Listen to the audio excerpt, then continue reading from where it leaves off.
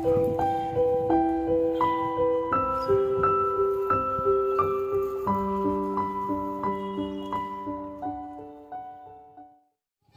বন্ধুরা, good morning. তোমরা সবাই কেমন আছো? আশা করি প্রত্যেকেই খুব ভালো আছো, সুস্থ আছো। আজকে বৌদিদের বাড়ি আমার লাস্ট দিন, আর আজকে আমরা একটু পরেই খাওয়া দাওয়া করে বেরিয়ে যাবো বাড়িতে। তার আগে যাচ্ছি আমাদের যার জন্য বৌদিদের বাড়িতে বেড়াতে আসা, সেই উপলক্ষে একটা মানত ছিল আমাদের। সেটা যখন আমার মা শরীরটা খারাপ ছিল, এটা আমি প্রায় ভিডিওতে তোমাদের বলে থাকছি বা বলা হচ্ছে যে যখন মা ওরকম শরীর খারাপ হয় তখন তো মাথা ঠিক থাকে না, তখন যাকে যাকে পেরেছি মনে এসছে ঠাকুরকে মানুষ করেছি, ঠাকুর আমার মার প্রাণটা ফিরিয়ে দাও, আমি তোমার কাছে গিয়ে পুজো দিয়ে আসবো। তো এই বৌদিদের গ্রামে খুব জাগ্রত এক মায়ের মন্দির রয়েছে, যেটা আমরা প্রতি বছর পুজোর সময় আসি এখানে পুজো দেওয়ার জন্য। তো এবার তো আসতে পারিনি, তখন তো মা ওখানেই ছিল। তবে এই মানতটা কিন্তু আমি করিনি, করেছিল আমার হাজবেন্ড। কারণ যখন প্রতি বছর আমরা এই দিনে আসি, সেই দিনে সেই ডেটে আমার মা হাসপাতালে ভর্তি। তো তখন আমার হাজবেন্ড বলেছিল যে মনে মনে যে মা, তুমি এই সময় আমার শাশুড়ি মা প্রতিবার তোমার কাছে গিয়ে পুজো দিতে যায়, তোমার মেলার ওখানে যায়, তোমার মন্দিরে গিয়ে প্রণাম করে আসে। এবার তুমি এত শরীরটা খারাপ রয়েছে, যেতে পারো না, তুমি ঠিক করে দাও, নিশ্চয়ই আমার শাশুড়ি মাকে গিয়ে তোমাকে গিয়ে পুজো দিয়ে আসবো, নিয়ে গিয়ে মাকে নিয়ে গিয়ে আর কি। তো সেটা মা শুনেছে। আমার মাকে নিয়ে যে আসতে পেরেছি বা এখানে আমি আসতে পারবো, আবার মাকে নিয়ে বেড়াতে আসতে পারবো, সত্যি কথা বলতে এটাই আমার ধারণা ছিল না, আমরা এটাই কখনো ভাবতে পারিনি। তাই সেটা যখন হয়েছে তখন তো সেই মানুষটা পূরণ করতেই হবে। এর জন্য আমরা এখন যাচ্ছি সেই মায়ের মন্দিরে পুজো দেওয়ার জন্য। চলো তাহলে সিংহাসনে রয়েছে। তো যথারীতি দেখো আমরা বেরিয়ে পড়লাম ঠাকুরের মন্দিরে যাওয়ার উদ্দেশ্যে। আর তোমাদের একটা কথা তো বলা হয়নি, আমরা তো এসেছিলাম গত পরশু দিন সন্ধ্যেবেলায় কাকাবাড়ি হয়ে ঘুরে, আমি মা আর বাবা মিলে। আর বৌদিরা তো আগের দিন দুদিন আগেই এসেছিলো। আর আজকে সকাল সকাল একদম সকাল সকাল চলে এসেছে আমার হাজব্যান্ড, কারণ যেহেতু মানতটা ওই করেছিল, তো ওরই ইচ্ছে অনুযায়ী মাকে নিয়ে গিয়ে পুজো দেওয়া হবে। সেজন্য কিন্তু দেখো সেও চলে এসেছে সকাল সকাল আমাদের বৌদির বাপের বাড়িতে, আর একবার আমাদের নিয়ে তার বাড়ি ফিরবে। তো যাই হোক, দেখো চলে আসলাম এই মন্দিরে। এটা হচ্ছে শ্রীকৃষ্ণপুর অঞ্চলের একটা বিখ্যাত মন্দির, সেটা হচ্ছে মা রক্ষাচণ্ডী মায়ের মন্দির। আর এখানে কিন্তু প্রতি বছর একটা নির্দিষ্ট দিনে, সেটা হচ্ছে অঘ্রাণ মাসের শুরুর দিকে পড়ে, না হয় নভেম্বরে পড়ে আর কি, কোন ডেট আমার মনে পড়ছে না। তো নভেম্বরের সময় একটা ডেটে খুব সুন্দর একটা মেলা হয়, এখানে অনেক বড় আয়োজন করা হয়, কবিগান টবিগান হয়। আর এটা আমি এই শুধু আজকের ব্লগে না, অনেকবারই শেয়ার করেছি, প্রতি বছর যখন আমরা আসি তখনই শেয়ার করা হয় আর কি, গত বছর এসেছিলাম। তো যাই হোক, এই দেখো মায়ের মুখটা কত সুন্দর। আর এসে কিন্তু আমার মা আগে প্রণাম করে নিল। আর তারপর দেখো বাড়ি থেকে যে ফুলগুলো আমরা নিয়ে এসেছিলাম, সেটা আমার বর মাকে দিল একটুখানি প্রণাম করে। এখন মা রক্ষাচণ্ডীর পায়ে দেওয়া হবে তার জন্যে আর কি। আর যেহেতু মানতটা ওই করেছিল, ওই কিন্তু দায়িত্ব নিয়ে এইগুলো করছে। আর সত্যি কথা বলতে ভগবানের অশেষ কৃপা আমার ওপরে, যে আমি আমার হাজব্যান্ড এমন একজন মানুষকে পেয়েছি, সে কিন্তু কখনোই তার দুই বাড়ির মা বাবাকে একদম পার্থক্য করে না। যেমন তার নিজের মায়ের সেবা করে সব সময়তে, সব সময় সব ক্ষেত্রে তার মা অন্তঃপ্রাণ, তেমন কিন্তু আমার মা বাবাকেও সে খুবই ভালোবাসে, প্রচণ্ড মানে আর কি বলবো, আগলে রাখে নিজের মা বাবার মতো করে আর কি। তো এটা হয়তো আমার নতুন করে কিছু বলা নেই, তোমরা সবাই জানো বা ভিডিওতে বা দেখতেও পাও, যতটুকু কেউ দেখো সেটা যদি কেউ বুঝতে পারো তো বুঝতেই পারো, নতুন করে কিছু বলার আমার নেই। তবে একটা ছোটো উদাহরণ দিই, তাহলে তোমরা অনেকটা ব্যাপারটা বুঝতে পারবে। অনেক সময় এরকম হয়, মা বাবার সঙ্গে আমার কথা কাটাকাটি লেগে যায়, কেন বলো তো? হয়তো ওষুধটা বুঝিয়ে দিয়ে আসলাম যে মা এটা ওষুধটা এই সময়টা খাবে, মা এটা না খাবে না, এটা অনিয়ম করছো, এই জিনিসগুলো খাবে না। আমার মা অনেক সময় কী হয়, একটু সুগন্ধি সুপুরি এসব খাবে, যেটা আমার পছন্দ না। তো মাকে বারণ করে আসলাম যে মা এগুলো খাবে না। হয়তো পরে গিয়ে দেখলাম মা সেগুলোই করছে, পুরো অনিয়মটাই করছে, তখন আমার প্রচণ্ড মানে মেজাজ গরম হয়ে যায়। যেটা বুঝতেই তো পারো, প্রচণ্ড আমি মানে প্রচণ্ড তখন আমার রাগ হয়, আমি একদম কন্ট্রোলের বাইরে হয়ে যাই, তখন খুব মার সঙ্গে রাগারাগি করতে হয়। আমার হাজব্যান্ড কিন্তু তখন মানে পুরো ব্যাপারটা কী করে, ও তখন মার সাপোর্ট নিয়ে আমার সঙ্গে ঝগড়া করে, মানে ঝগড়া করে বলতে আমাকে তখন ও বোঝায়, তুমি কেন এরকম করে মা বাবাকে বলছো, মা বাবা তো ভুল করবেই, ছোটবেলায় কি আমরা কোনো ভুল করিনি, তাই বলে কি রেগে থাকতে হবে, এইসব কথা বলতে হবে, কেন এরকম রেগে যাচ্ছ, এরকম আমাকে ও বোঝাবে। তখন মানে ব্যাপারটা এরকম হবে, ওটা ওর মা আমার শাশুড়ি মা হয়ে যাবে, এই রকম ভাবো। হয়তো আমি রাগ করে কথা বলা বন্ধ করে দিলাম কিছু সময়ের জন্যে, ও গিয়ে দুজনকে মানিয়ে মানিয়ে আবার ঠিক ব্যাপারটাকে মিল করাবে, মানে বুঝতেই পারছো, এইরকম হচ্ছে আমার হাজব্যান্ড। তো যাই হোক, অনেকগুলো কথা তোমাদের সঙ্গে শেয়ার করলাম। আর তোমরা সবাই আশীর্বাদ করো যেন ভগবানের কৃপায় আমাদের সম্পর্কগুলো এরকমভাবেই থাকে আজীবন। তো মায়ের পুজো দেওয়া হয়ে গেছে, এখন পান্তুসোনাকে দিয়ে আমি একটু ধূপকাঠি ধরিয়ে দিলাম। দেখো আমাদের পান্তুসোনাও কত সুন্দর প্রণাম করছে। আর যেহেতু আমাদের ফ্যামিলিটা প্রচণ্ড পরিমাণেই ঠাকুর কেন্দ্রিক, প্রচণ্ড, কারণ আমরা প্রচণ্ডই ঠাকুরে আস্থা রাখি, সব সময়তে ভীষণ বিশ্বাস করি ঠাকুরকে। অনেকেই বলতে পারো যে এত মানত করার কি আছে, এত মানে ঠাকুরের বিশ্বাস করার কি আছে। কিন্তু দেখো, যখন মানুষ দুর্বল থাকে বা যখন মানুষের মন দুর্বল থাকে তখন কিন্তু এনারাই আমাদের সব থেকে বড় শক্তি, তাই না বলো? আর তাছাড়াও আমি ঠাকুর দেবতা প্রচণ্ড বিশ্বাস করি আর খুব মানি আর কি। আর ছোটোবেলা থেকেই দেখতাম যে মা বাবাকে খুব এসব ঠাকুর দেবতার পুজো আর্চা করা, বাড়িতে অনেক বড় করে অনুষ্ঠান করা সব করতো, মানে খুব মানতো আর কি। তো আমরাও চেষ্টা করি আমাদের প্রান্তসোনাকে সেভাবেই তৈরি করতে, মানে বড় করতে আর কি, যাতে ও ঠাকুরের উপর বিশ্বাস রাখে, সৎপথে থাকে আর ভালো মানুষ তৈরি হয়, এটাই আমাদের কাম্য। তো দেখো, কথায় কথায় কিন্তু পুজো দেওয়াটা হয়ে গেল। এখন পাশে একটা মন্দির আছে, সেখানেও পুজো দেবো, তাহলে কিন্তু হয়ে যাবে। আর আমার মা কিন্তু সুন্দর বসেই রয়েছে ঠাকুরের সামনে। আর শীতকাল তো, আর যেহেতু মেঘলা, আমি আগেই বললাম 3টে প্রচণ্ড ডাল ছিল ওয়েদার, একদম রোদ ওঠেনি। মন্দিরের ভেতরটা প্রচণ্ড ঠান্ডা ছিল, একদম ঠান্ডা, তাও কিন্তু মা ওখানে বসেই রয়েছে। আগে থেকে মা একদম ঠান্ডা হয়ে গেছে, শান্ত হয়ে গেছে। আগে যেরকম মা একটু অস্থির অস্থির করতো, কোনো জায়গায় একটু কিছুক্ষণ বসে থাকতে পারতো না, অধৈর্য হয়ে পড়তো।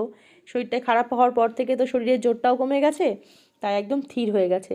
তো যাই হোক, ভালোভাবে আছে আমাদের সঙ্গে, আমি এতেই কত খুশি, তার আর মানে বর্ণনা করা যায় না। ঠাকুরকে অনেক অনেক ধন্যবাদ মন থেকে, যে ঠাকুর তুমি আমার দিকে তাকিয়ে আমার মাকে ফিরিয়ে দিয়েছো। এদিকে রয়েছে দেখো মা শীতলা, সেখানেও একটু পুজো দিলাম, তারপরে কিন্তু হয়ে গেছিলো আর কি পুজো দেওয়া। আর তাড়াহুড়ো করছিলাম একটু বলতে পারো, কারণ একটু পরে এবার আমাদের ফিরতে হবে। আমরা বেশি দেরি করতে পারবো না, কারণ হাজব্যান্ড গেছেই কম সময়ের জন্যে, আমাদের নিয়ে আবার ফিরবে।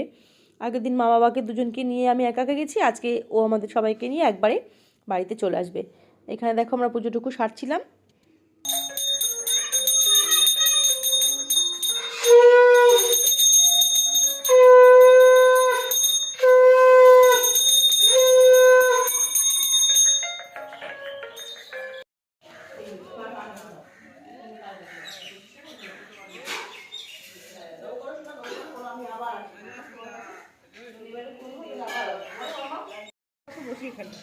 বসো সবাই,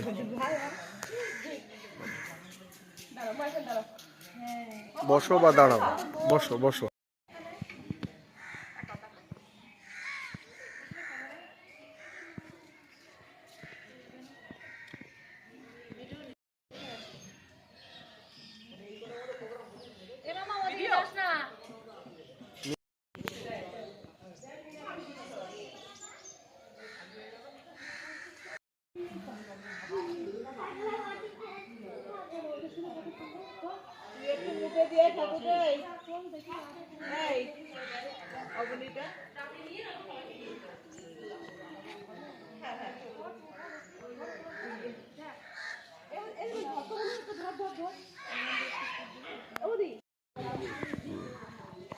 তুমি কি করছো এখানে?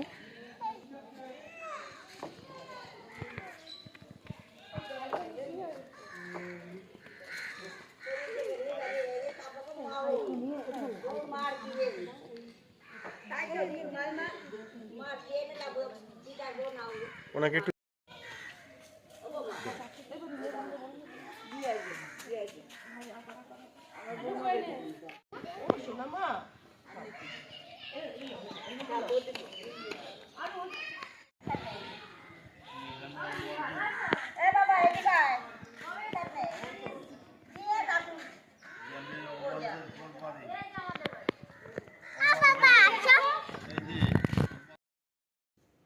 তো খুব সুন্দর করে মনের মতো করে পুজোটুকু সারলাম। আর তারপর দেখো চলে আসলাম আবার সেই বৌদিদের গ্রামের একদম শেষ পর্যায়ে, মাঠের দিকটা, মানে ওই মন্দিরের সাইডটা আর কি, যেটা আমার হাজব্যান্ডের খুব প্রিয় একটা জায়গা। আর ও তো আজকে সকালেই এসছে, ও তো আর থাকবে না বেশিক্ষণ। তাই ভাবলাম এখন তো আর সেরকম কোনো কাজ নেই, রেডি তো হয়েই আছি, তো ওকে একটু দেখিয়ে নিয়ে আসি। তো একটু পরে আমরা লাঞ্চ করব, তারপরে কিন্তু বেরিয়ে আসবো বাড়ির দিকে। আর মেঘলা ওয়েদার বলে তাই এরকম লাগছে, না হলে কিন্তু জায়গাটা ভীষণ সুন্দর, একদম মানে দারুণ লাগে আসলে, অন্যরকম একটা শান্তি কাজ করে। আর যারা যারা আছো আমাদের মতন একটুখানি গ্রাম বাংলা বেশি ভালোবাসো, তাদের জন্য তো এইসব জায়গাগুলো ভীষণই আদর্শ আর কি, একদম পারফেক্ট। আর এই দেখো মন্দিরটা, মন্দিরের শেষে একদম মাঠ শুরু হয়ে যায়, এই গ্রামের শেষ পর্যায়ে। আর এখানে দেখো টুব্বু আর পান্তু খেলা করছিল, তার মধ্যে দেখো পান্তুর একটা দাঁত নড়তে শুরু করেছে। আর পান্তুর কিন্তু যতগুলো দাঁত পড়েছে সবগুলো আমিই তুলে দিয়েছি। ছোটো মানুষ তো, দাঁতে তুললেই মানে ভয় পায় আর কি, প্রচণ্ড কান্নাকাটি করে, ভয় পায়। তো বুঝিয়ে যখন বলি, শান্ত করি, তারপর আস্তে করে টান দিয়ে সুতো বেঁধে তুলে দিই। তো আজকে বলছে পিসি আমার দাঁতা নড়ছে দেখতো। তো দেখলাম হ্যাঁ, দাঁতা সত্যিই নড়ছে, একদম নড়বড় করছে, বাড়ি গিয়ে ভালো করে তুলে ফেলতে হবে। তো এর জন্য চুপ করে শান্ত হয়ে বসে আছে, নাহলে কিন্তু সে আজকে খুবই খেলাধুলো করছে এখানে আসার পর থেকে। বাচ্চা মানুষ তো, এটা তো খেলাধুলো করবেই।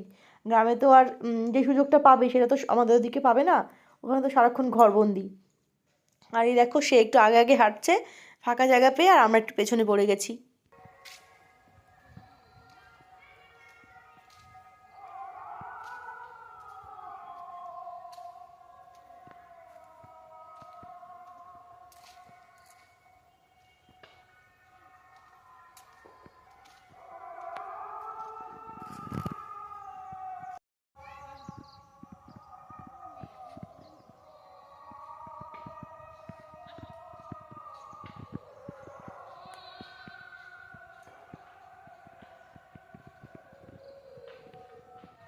আমরা এই জায়গাটায় গতকালকে এসেছিলাম, তো আজকে আরেকবার আসলাম পুজো দিয়ে আসার পরে। আর যে মহারাজ এখন শুট করছে সে তো কালকে আসেনি, তো দেখতেও পাইনি। আর তার তো এই জায়গাগুলো আমার থেকেও বেশি পছন্দ। এটা একদম মানে পিওর নেচার, তাই না বলো? কোনো আওয়াজ নেই, শুধু আওয়াজ হচ্ছে ওদিকে কোথাও একটা হরিনাম সভা হচ্ছে। তাই মানে জানো গতকালকে রাত্রে সারা রাত হচ্ছিল, তার মানে হয়তো কোনো অষ্টপ্রহর, হ্যাঁ অষ্টপ্রহর নাকি এটা হয়, ওটা সারা রাত হচ্ছে। অষ্টম প্রহর মানে অনেকগুলো প্রহর ধরে একসঙ্গে গান। সারাদিন অষ্টপ্রহর মানে সারাদিন মা? সারাদিন সারা রাত। দিনে 8টা প্রহর হয়। এই জায়গাটা আমার খুব ভালো লাগে। আচ্ছা, কালকে গ্রামে আমরা যাওয়ার এখানেই রাস্তা, সব ওই যে রিলস ওই যে চলে যাওয়ার রাস্তা না? ওই চল যা, ওই অটো যাচ্ছে, এই যে অটো ওই যাচ্ছে। যাচ্ছে। ওহ, কি অসাধারণ পথটা। কালকে আমরা এখানে কি সুন্দর রিলস বানিয়েছি এখানে একা। তো আজকেও বানাবো আমি তুমি। ও দেখো, এই দেখো দুটো করে কালকে হাতে তো ওইখানে চলে গেছে। যাও চল চল চল।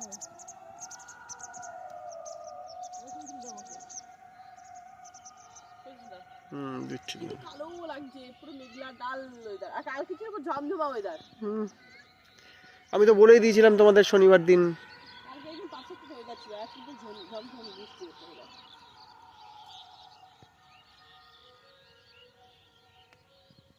ওহ, কোথায় দাঁড়িয়ে আছো? সেটাই আমরা দুজন এখন এই এতটুকু পথ বলা বলি করতে করতেই আসলাম। যাই না যে কোনোদিন আমাদের ভাগ্যে সেটা হবে কিনা, তবে যেটা এরকম গ্রামের দিকে বাড়ি করবো দেখা যাক, তাই আমরা বলা বলি করছিলাম, তাই না বলো?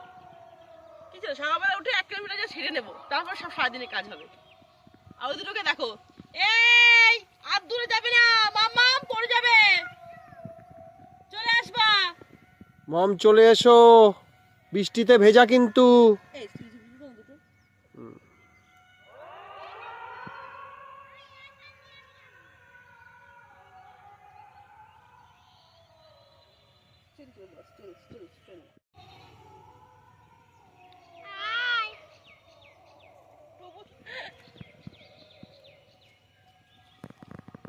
আমাকে বাবা সরে সরে দিবি, আয় পান্থকেতে চলে আসো। তো মাঠ টাট সুন্দর করে ঘুরে একদম মনের মতো সময় কিছুক্ষণ কাটিয়ে এখন চলে আসলাম আবার বাড়িতে। আর এই দেখো এখন খাওয়া দাওয়া করছি। আর এখানে আসার পর থেকে না আমরা 2 দিন ধরে এখানেই খাচ্ছি বাইরে, কারণ ঘরে তো সারাক্ষণ বসে বসে খাওয়াই হয়, একটু বাইরে আকাশ দেখতে দেখতে খাওয়া আর গ্রামের পরিবেশে কী যে আনন্দ। শুধু আজকে রোদটুকু মিসিং, তাই গতকাল কিন্তু একদম রোদ ঝলমলে আকাশ ছিল, সেদিনও কিন্তু আমরা এরকম সুন্দর বাইরে বসেই খাওয়া দাওয়া করেছিলাম। তো আজকেও তাই করছি। তো চলো বন্ধুরা, আজকে এই ব্লগটা আর বড় করছি না, কারণ এরপরে ফেরার সময় তাড়াহুড়ো লেগে গেছিলো, তো তখন আর ব্লগটা শ্যুট করা হয়নি, তাই ব্লগটা এখানেই এন্ড করছি। তোমরা সবাই খুব ভালো থেকো, সাবধানে থেকো, দেখা হচ্ছে খুব শিগগিরই আমাদের নেক্সট ব্লগে। আর কেমন লাগলো এই 3টে পরপর গ্রামের ব্লগ সেটা কিন্তু অবশ্যই কমেন্ট করে জানিও। যদিও এর মাঝে তোমরা সবাই কমেন্ট করে জানিয়েছো তোমাদের এই গ্রামের ব্লগগুলো খুব ভাল লাগছে। সত্যি কথা বলতে আমাদেরও খুব ভাল লাগলো এখানে এসে, সবসময় তো ভালোই লাগে আর কি। তো চলো সবাইকে টাটা, এখন আমরা সবাই মিলে মজা করে বসে লাঞ্চ করবো, মেনুটা অসাধারণ ছিল। দেখা হচ্ছে খুব শিগগিরই নেক্সট ভিডিওতে। টাটা সবাইকে।